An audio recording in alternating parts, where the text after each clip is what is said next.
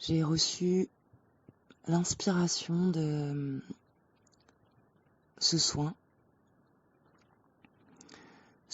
de nettoyage, déprogrammation des principes bibliques en nous.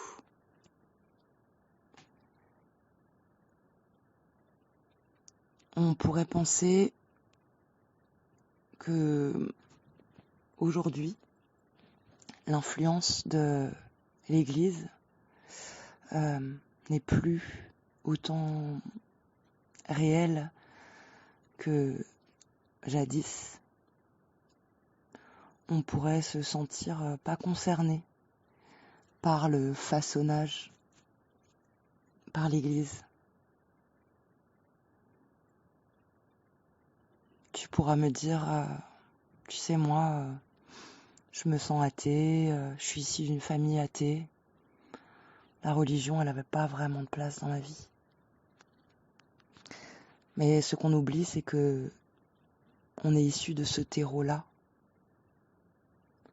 de par notre sang, parce que si on remonte dans l'arbre généalogique, on est issu de personnes qui ont été conditionnées par le religieux à une époque où il avait une autorité prépondérante, mais aussi juste par le territoire dans lequel on vit. Ce territoire qui a été vraiment, concrètement, modelé par l'autorité de l'Église. Donc, que tu sois de confession catho, protestante, chrétienne ou pas, ce soin t'est proposé pour aller faire un peu le ménage dans ta programmation inconsciente. Quand j'ai reçu ce texte, il y a le mot axiome qui est venu. Et je le trouve très juste. Je vais vous donner la définition. Axiome, c'est une proposition considérée comme évidente, admise sans démonstration. Il me semble que l'Église a insufflé dans l'être humain de nombreux axiomes. L'enseignement du Christ a certainement insufflé des axiomes vertueux, positifs, dans le sens qu'ils sont au service de la vie du vivant en nous. Mais l'Église a également insufflé des principes, des adages, des sentences qui sont plus limitantes. Et alors que ce matin, j'écrivais dans mon carnet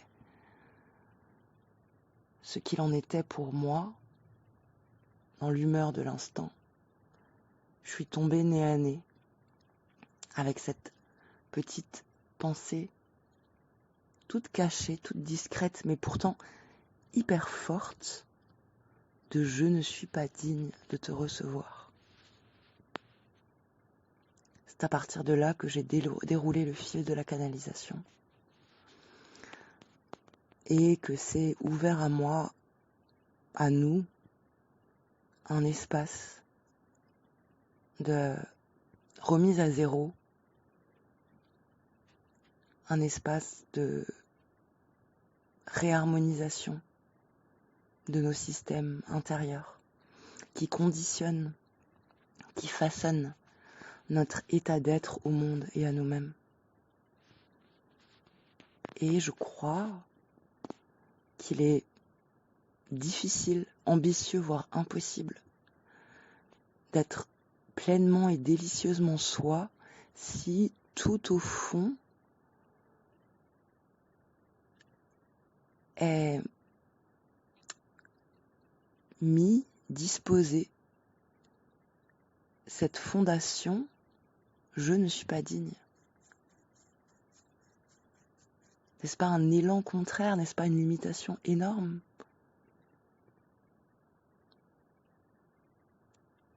Et des sentences comme ça, il y en a plein qui sont héritées de la Bible. Il nous est proposé aujourd'hui dans cet espace de les voir, de les identifier, d'aller les cueillir en nous et autour de nous. Ainsi, je vous propose, si cela vous parle, de vous servir de l'espace commentaire pour mettre en mots vos trouvailles, de lister tous ensemble ces programmations limitantes en les inscrivant. On vient les placer symboliquement dans cet espace relié au point zéro afin de les laisser se transmuter. C'est pas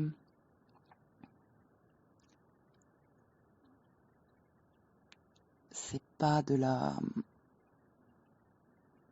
fantasmagorie, c'est réellement agissant, comme un acte psychomagique. Donc, ne vous retenez absolument pas de lister. Plus tous ensemble, nous étofferons cette liste, plus nous permettrons une mise à jour à l'intérieur de l'être humain. Cet espace est co-créé avec plus grand que nous. C'est un espace vibratoire. Il prend place réellement dans la matière, dans la réalité de YouTube. C'est des mots tapés sur nos claviers, visibles sur nos écrans, qui s'inscrivent, mais là où ils vont réellement, au-delà de la réalité 3D, c'est dans un champ énergétique,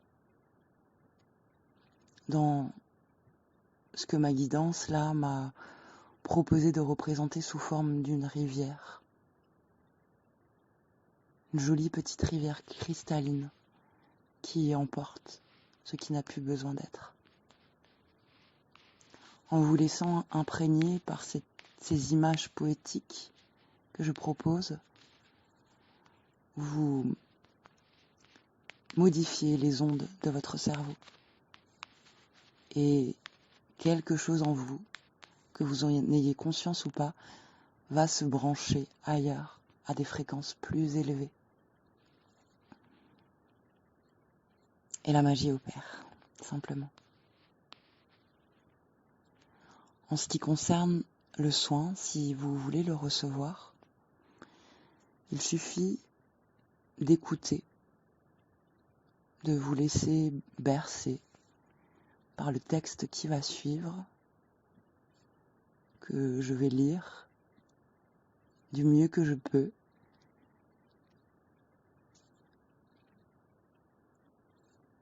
Et de laisser faire.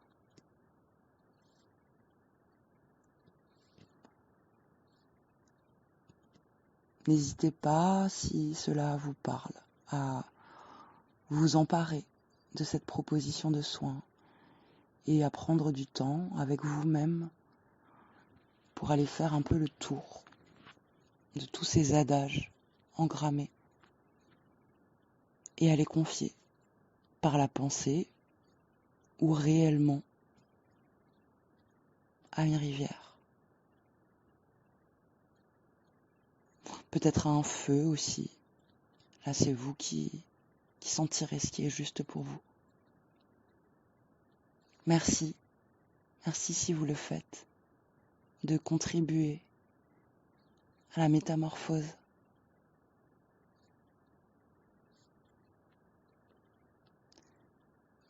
Je crois que j'ai tout dit. Je vous laisse avec le texte en soulignant que les mots sont des supports de vibration, d'informations fréquentielles qui sont comme des portes d'entrée pour aller là où c'est juste en vous d'être transformé selon votre sensibilité, votre capacité d'écoute interne, vos ressentis énergétiques. Peut-être que vous pourrez percevoir que quelque chose se passe. Et peut-être vous ne sentirez rien. Mais c'est pas parce que le ressenti n'est pas monté jusqu'au physique qu'il ne se passe rien. Le texte qui va suivre parle de ça aussi, de la foi. Donc, ayons foi. Je vous remercie.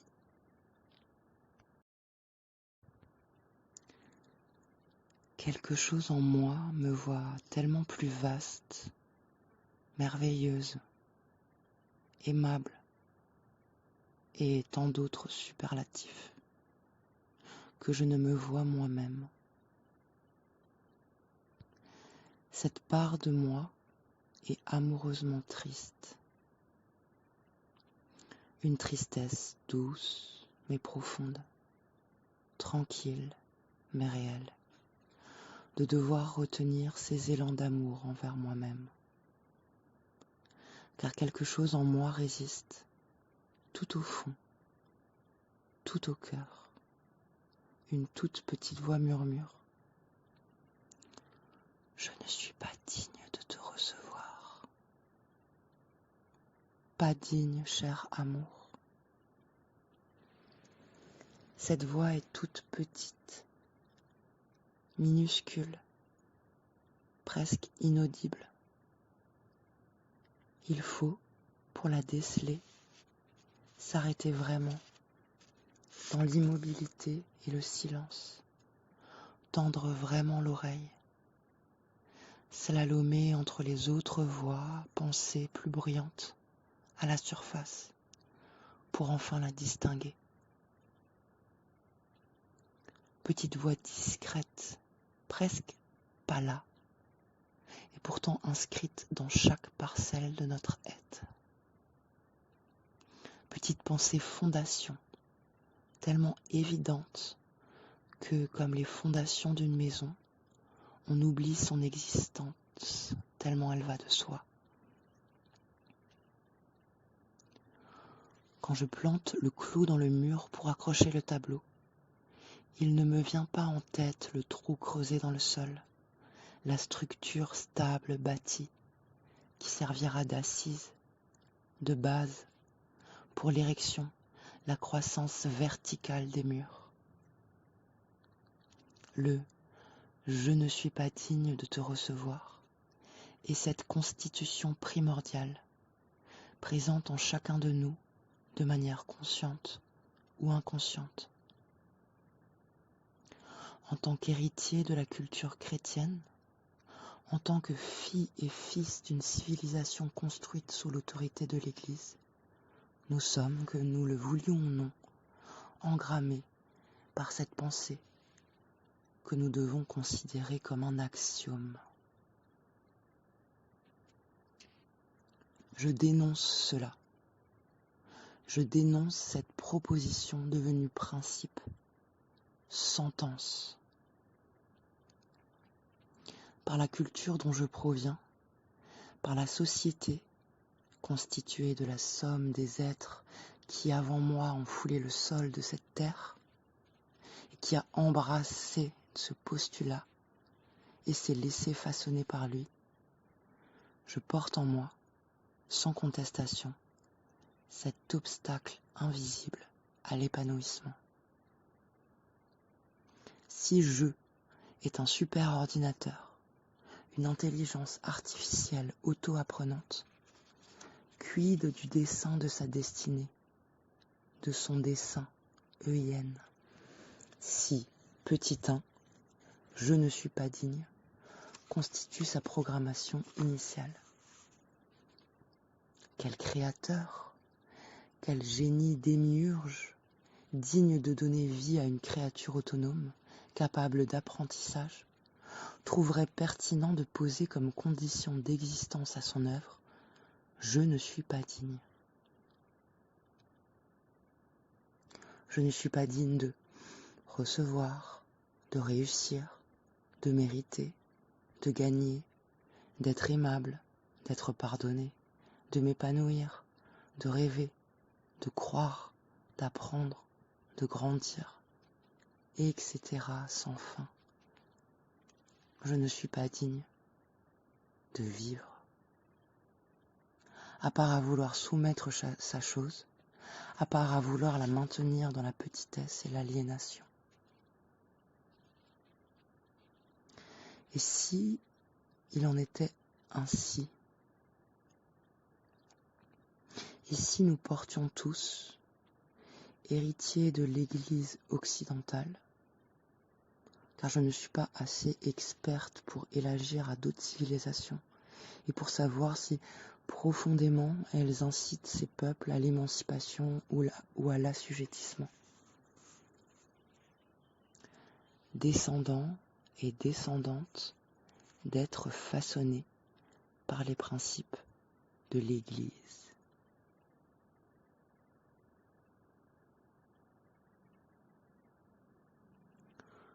J'ose la déprogrammation en moi et pour le monde.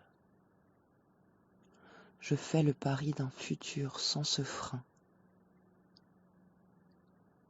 A-t-il été posé comme un garde-fou ? Pourquoi pas ?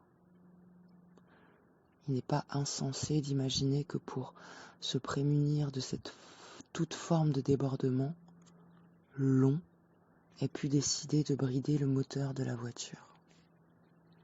Car aller infiniment vite, c'est risquer infiniment l'accident. Aller infiniment loin, c'est aller infiniment partout, et surtout là où on ne veut pas que l'on aille. Et aller infiniment longtemps, c'est goûter à une énergie illimitée. Avoir un véhicule inarrêtable, c'est pour le meilleur, mais pourquoi pas pour le pire. Et le cerveau humain est câblé, Dieu merci pour notre survie, pour se prémunir du pire.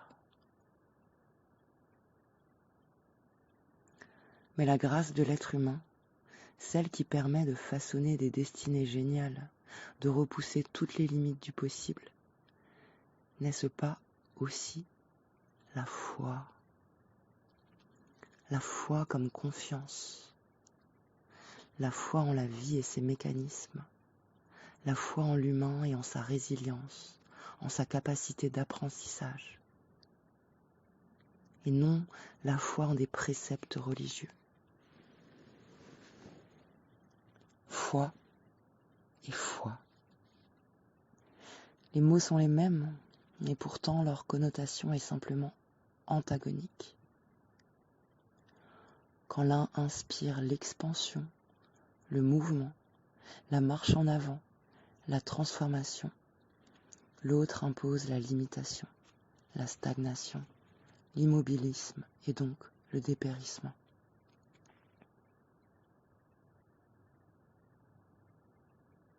Ainsi, nous est proposé aujourd'hui de débrancher en nous les conséquences, l'héritage de la foi religieuse de nos ancêtres, de sang et de terre. Comme un chirurgien subtil qui dévie les connexions neuronales, laissons la fréquence à l'œuvre chanter à un endroit notre circuit interne, afin que foi égale confiance et non plus soumission. Laissons ce mot nettoyer, reprendre la place dans notre système et nous insuffler le plus.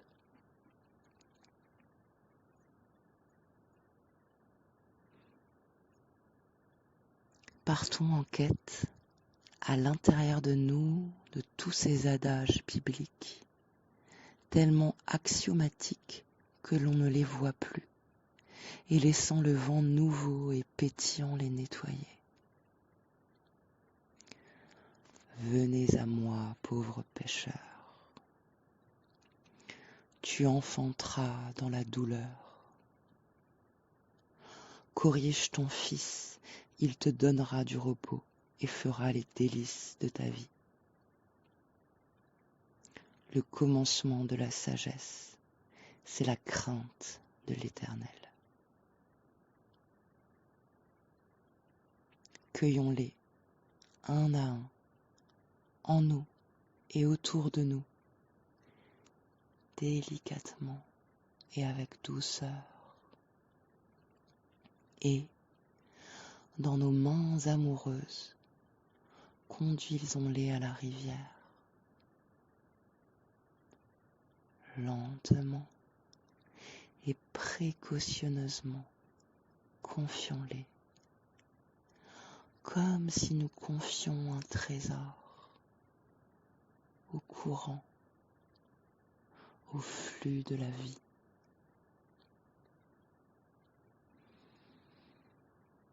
Laissons l'eau prendre en charge et nettoyer, emporter ce qui n'a plus besoin d'être. Sereins, restons simplement assis un instant à contempler la magie à l'œuvre. Tu comprendras que cela aura été fait quand le trésor rejaillira sous forme de beau